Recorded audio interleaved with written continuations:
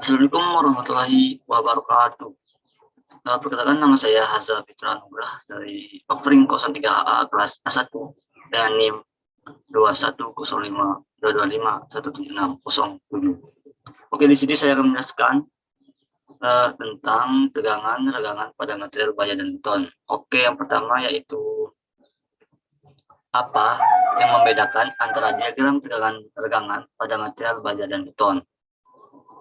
Oke, kita mulai saja. Tegangan-regangan. Diagram tegangan-regangan menggambarkan perilaku atau karakteristik dari material saat menerima gaya. Diagram tegangan-regangan baja ini didapatkan dengan memberikan pembebanan berupa gaya tarik yang terus meningkat secara konstan. Oke, kita lanjut ke yang pertama. Tegangan-regangan pada baja. Pada saat baja diberikan gaya tarik, maka baja tersebut akan mengalami tegangan dan regangan. Pada saat bersamaan juga, baja tersebut akan mengalami pertambahan panjangnya. Mekanisme terbentuknya kurva seperti gambar di sampingnya. Oke, pada daerah A, tren garis awal yang terbentuk berupa garis miring. Pada kondisi ini, baja masih dalam kondisi elastis. Artinya, ketika gaya dihilangkan, maka nilai tegangan-regangan kembali ke titik nol atau kembali ke bentuk semula, atau disebut sebagai deformasi elastis. Pada kondisi ini, deformasi yang terjadi sulit dilihat secara langsung karena nilainya yang sangat kecil. Selanjutnya yaitu pada daerah B atau FY, ketika gaya ditambahkan terus-menerus hingga terbentuk garis melengkung pertama kalinya, maka pertambahan panjang akan bersifat permanen atau disebut dengan deformasi plastis. Titik FY atau pada B, tegangan leleh, merupakan batas deformasi elastis pada baja. Setelah melewati titik FY, regangan terus meningkat meski nilai tegangan relatif tidak berubah. Selain itu, deformasi yang terjadi juga masih sulit dilihat secara langsung. Selanjutnya yaitu pada daerah C. Jika gaya tarik lebih jauh lagi ditingkatkan, maka baja kembali mampu menerima tegangan sekaligus regangan yang lebih besar. Kondisi ini disebut strain hardening atau pengerasan regangan. Peningkatan tegangan terjadi hingga batas maksimum terletak pada titik FU atau tegangan ultimate atau tegangan putus. Pada kondisi ini, deformasi yang terjadi dapat dilihat dengan jelas, yaitu bertambahnya panjang baja namun terjadi pengurangan luas penampang di tengah batang atau disebut dengan neck atau leher. Selanjutnya yaitu pada daerah D atau daerah yang terakhir, ketika gaya terus ditambahkan, maka pada suatu ketika nilai tegangan akan menurun seiring dengan peningkatan regangan hingga akhirnya putus atau tegangan itu sama dengan 0. Selanjutnya yaitu tegangan-regangan pada beton. Oke. Ada beberapa poin penting yang perlu diketahui berdasarkan persentase beban yang diberikan pada beton, yaitu 0,30 mutu beton sampai dengan 0,40 mutu beton atau efek senti pada saat tegangan yang terjadi setara dengan 30% sampai dengan 40% dari kuat tekanannya, yaitu 0,3 sampai 0,4. Beton masih dalam kondisi linear atau retak belum terbentuk pada beton. Oke, pada saat lebih dari 0,30 mutu beton sampai dengan 0,40, lebih dari 0,30 sampai dengan 0,40 mutu beton, pada saat tegangan yang terjadi melebihi 30% sampai dengan 40% dari tekanannya, retak lekatan mulai terbentuk.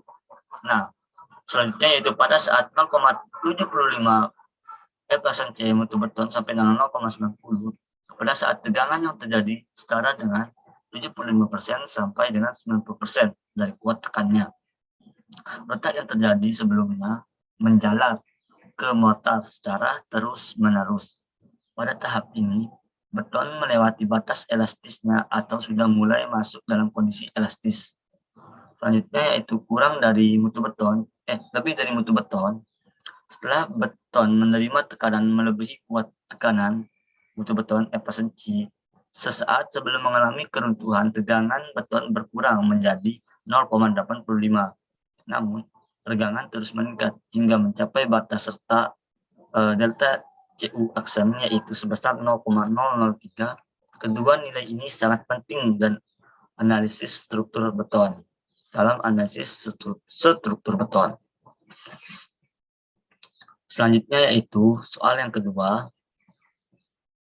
Apakah dari diagram tegangan-regangan dapat dianalisa sebuah material termasuk dalam material getas atau ulet atau dektil? Oke, pada materi ini kita akan menyaksikan secara langsung video mengenai material getas yang ada pada tegangan-regangan beton dan juga baja, yaitu sebagai berikut. Selanjutnya kita akan menyaksikan sebuah video tegangan dan regangan. The tensile test. First test, material with yield point phenomenon. In the first tensile test, a plain carbon steel with yield point phenomenon is to be tested.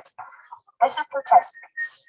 It has a cylindrical test region with an original diameter of 10 millimeters and an original gauge length of 100 millimeters. Within this test region, distance marks have been drawn at regular intervals. They help to visualize and measure the plastic behavior of the specimen. Using a hand control, the tester moves the upper crosshead into its correct starting position. Now we can place the threaded ends of the test piece in the lower and upper grips of the testing machine.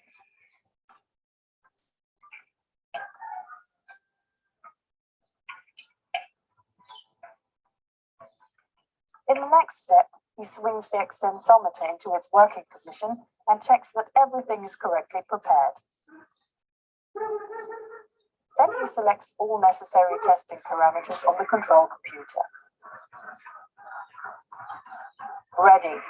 The test starts and the extensometer's sensor arms are carefully pressed onto the test piece. This way, the gauge length can be measured throughout the whole tensile test.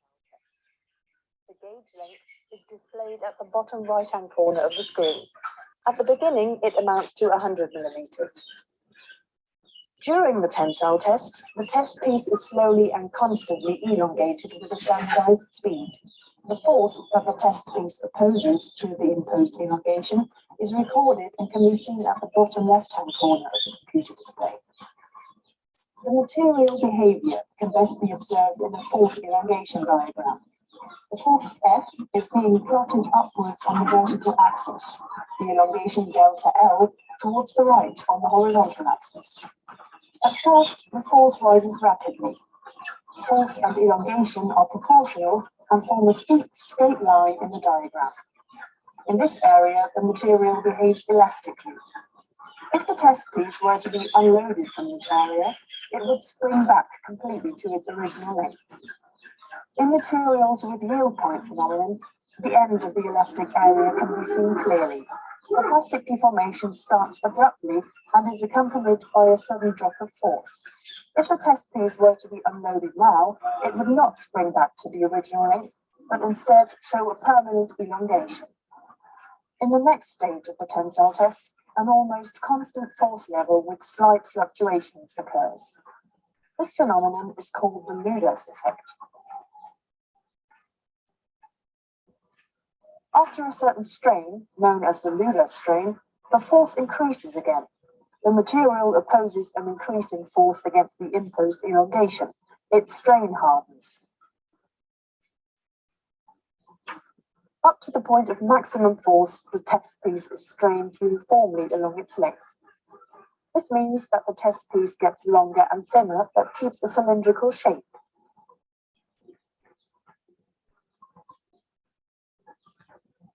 As soon as the maximum force is reached, a neck begins to form at one point of the test piece. All further plastic deformation now only takes place at the neck, and eventually the test piece fractures there.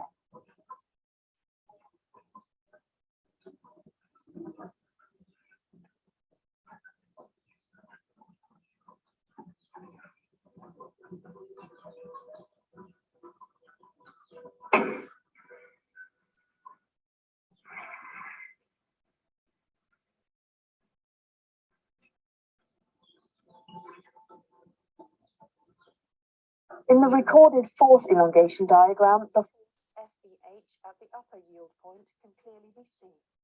This is the highest force the test piece can sustain elastically. FEL is defined as the force at the lower yield point, Fmax as the maximum force. Using these forces, the strength properties of materials can be calculated. The upper yield strength REH is calculated by dividing the force FEH by the original cross-sectional area S0. The lower yield strength REL is defined in a similar way. The maximum force divided by the original cross-sectional area is called tensile strength Rm. In the last step, the tester swings the extensometer back into its resting position and removes the broken test piece.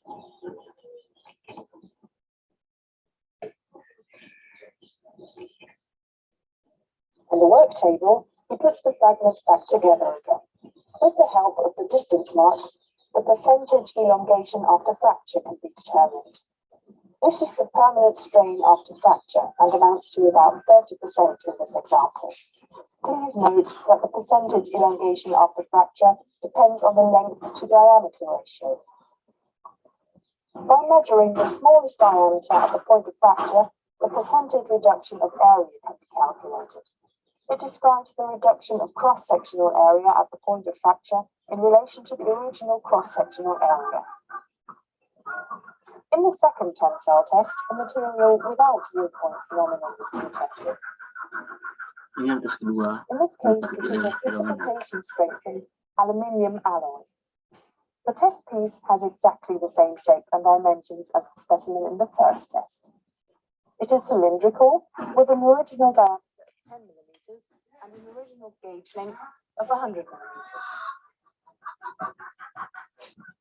After fitting the test piece into the testing machine and panning the extensometer into its working position, the test can start.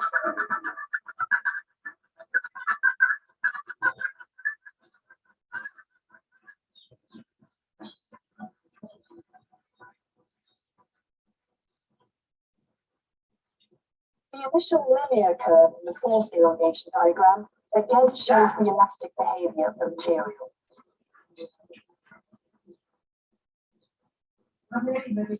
But this time, the end of the elastic area is not revealed by a sudden drop of force or any distinct change. There is a smooth and gradual transition from linear elastic behavior to plastic deformation. In the further course of the tensile test, the force increases and the test piece again is strained uniformly along its length. At the point of maximum force, a neck develops, and all subsequent plastic deformation is confined to this neck until fracture finally occurs there.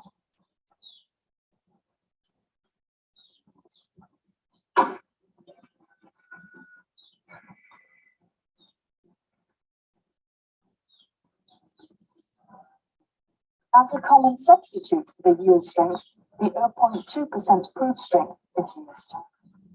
It is the stress that causes 0.2% of plastic deformation in the material. And this is the way to calculate it. First of all, the elongation that corresponds to 0.2% of strain has to be computed. For an initial gauge length of 100 millimeters, the result is 0.2 millimeters. In the force elongation diagram, a straight line parallel to the elastic line is drawn through the offset point of 0.2 millimeters of elongation. The force at the intersection point of the offset line with the force elongation diagram is designated as Fp 0.2. This is the force that causes a plastic strain of 0.2%. The 0.2% proof strength Rp 0.2 is equal to Fp 0.2 divided by the original cross-sectional area S0. Tensile strength, percentage elongation after fracture, and percentage reduction of area are calculated in the same way as in the first test. Oke, sekian video mengenai tegangan-tegangan. Selanjutnya adalah kesimpulan dari video ini, yaitu sebagai berikut. Oke, kesimpulannya dari video tersebut mengenai nomor 2, yaitu apakah dari diagram tegangan-tegangan dapat dianalisa sebuah material termasuk dalam material getas atau brittle atau ulet atau ductile? Oke. Pada pengujian sampel pertama, kurva yang terbentuk mirip dengan kurva tegangan-tegangan baja yang tergambar di atas. Sebelum mengalami keruntuhan, terjadi deformasi yang dapat dilihat terlebih dahulu. Hal ini disebabkan sampel kedua memiliki karakteristik liat sama dengan baja struktural. Karakteristik seperti ini disebut dengan ductile. Sedangkan pada pengujian sampel kedua, kurva yang terbentuk mirip dengan kurva tegangan-tegangan beton yang ada di atas. Sebelum mengalami keruntuhan, sampel tersebut mengalami deformasi yang terlihat. Hal ini disebabkan sampel pertama memiliki karakteristik yang sangat kaku. Seperti pada beton, karakteristik ini disebut juga dengan getas. Oke, mungkin sekian penyampaian materi dari saya tentang tegangan-tegangan pada beton dan baja. Kurang lebihnya mohon maaf. Wassalamualaikum warahmatullahi wabarakatuh. Dan